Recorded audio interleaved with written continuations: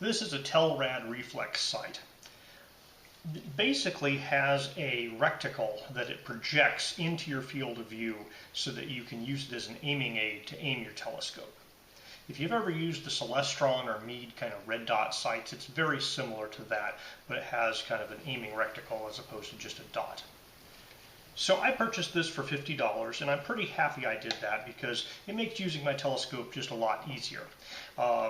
It comes with a plastic base that double stick tapes to your telescope. It's possible to buy other bases so you can move this from telescope to telescope.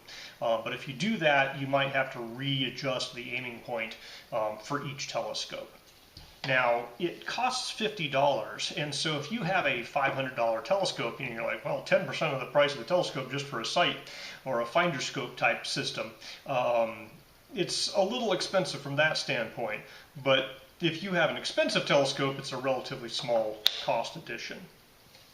Now, it is kind of big and bulky, and some of that is because it needs some distance for this optical path from the reticle projector to a mirror out into the viewport.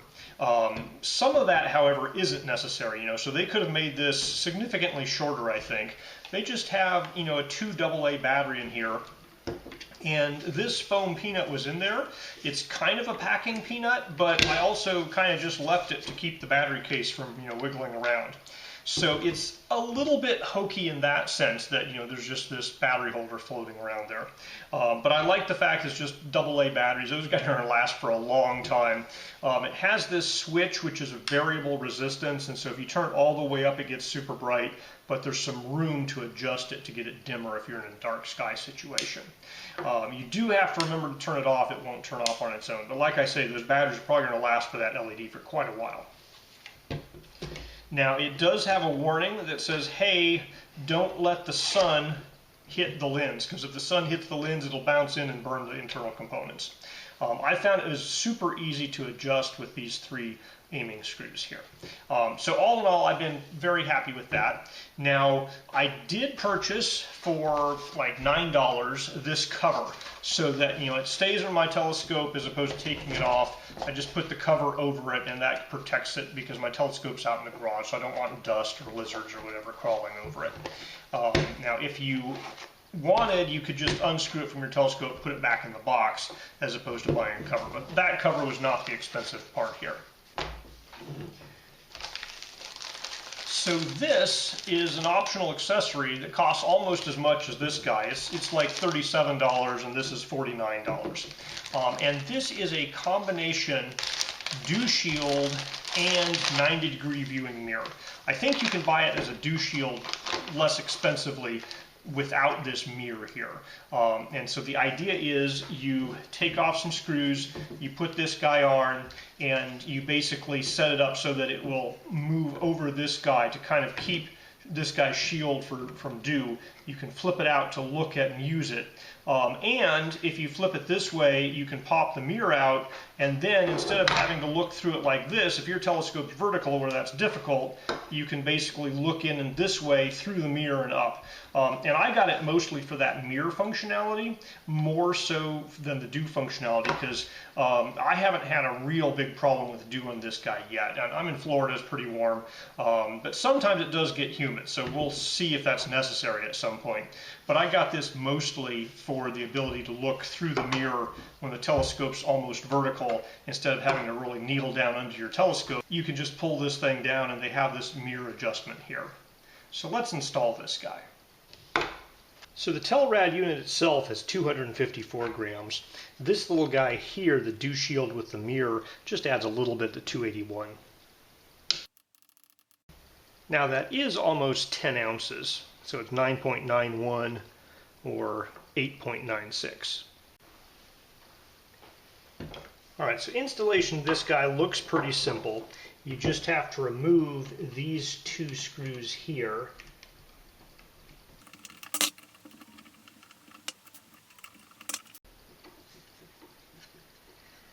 So this guy goes on, that sticker's kind of upside down unless it's up like this. So it's going to mount basically like this. And so you have to take these little L-shaped brackets and turn them this way, put them in place and then put those screws back in.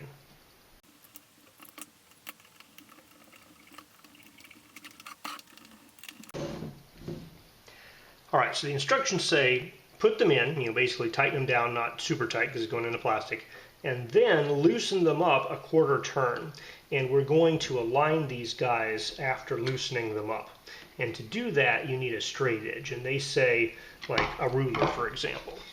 So you basically put a ruler underneath these guys, and the adjustment screws are here, so you can't do it the easy way like this. You have to hold it like this.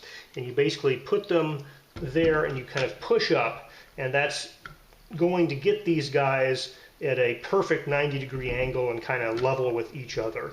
And the idea is that when you tighten them down in that position, the axis will be nice and level and it will rotate nicely. Now, if you don't do it right, you can always remove the screws and put them back in again until you get it right. So after you get the screws in, then you check to make sure that it tilts properly and can go all the way back. So mine is not, it's catching on something, so I need to figure out what I did wrong there. So I have the orientation correct. This little cutout is kind of towards the back where these screws are.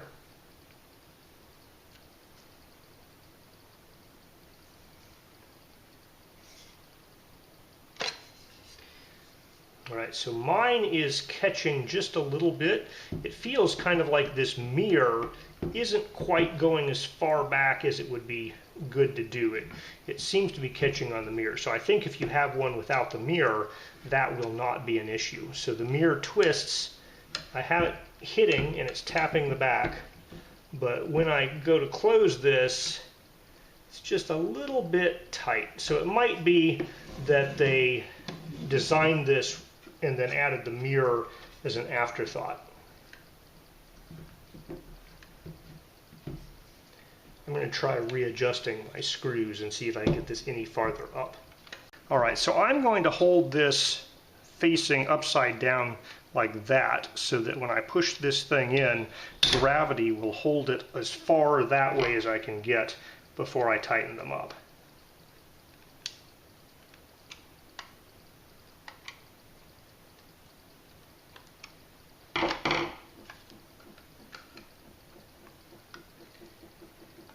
So I'm still having a little bit of trouble. It will cover and it will go back, but it's catching just a little bit there.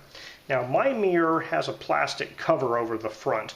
I don't think that cover is causing this issue. It's super thin, but you will have to remove that cover at some point. But I'm just trying to see if there's anything else I need to be doing here to get that to work well. I mean, you can still use it and move it, but it definitely catches, and it's the mirror that it's hitting, because you can see kind of the scratch points on right that edge there is this thing, and this thing here has a little piece of that mirror, a little piece of the plastic from the mirror there on this guy. So it is hitting the mirror. So I suspect if you buy the Dew Shield version without the mirror, it won't be a problem.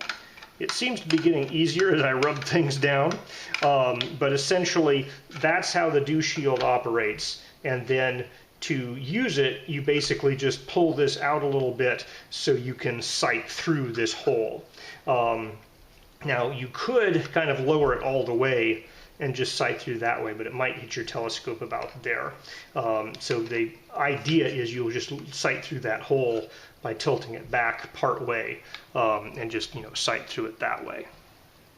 Now if you want to use the 90-degree mirror, you can put this mirror in place, rotate it to where you want it to be, and then you can look through the reticle through the mirror.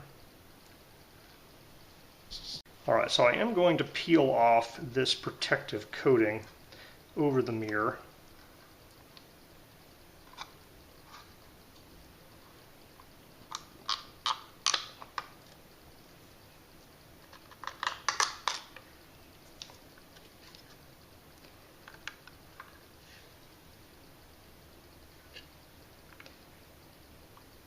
that didn't really make it not catch. It's still catching a little bit. It just seems to slide over the mirror a little better.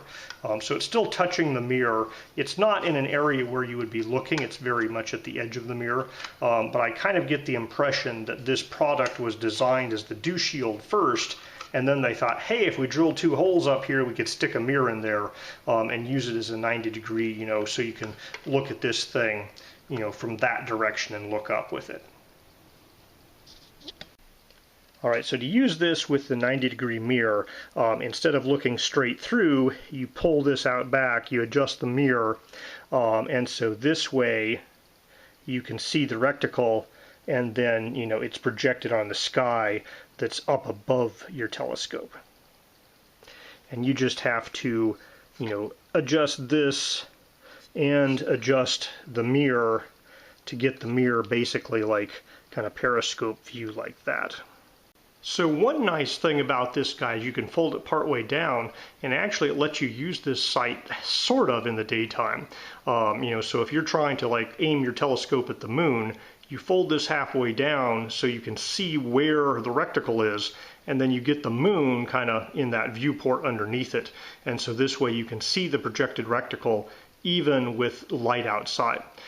You could also do this by putting your hand in front of the glass to block some of the light, but I think this might work a little bit easier, so it's another advantage of having the dew shield on.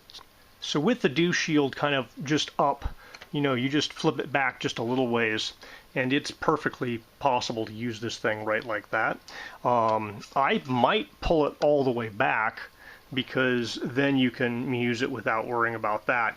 And when you want to use the mirror, you're going to have it kind of back here,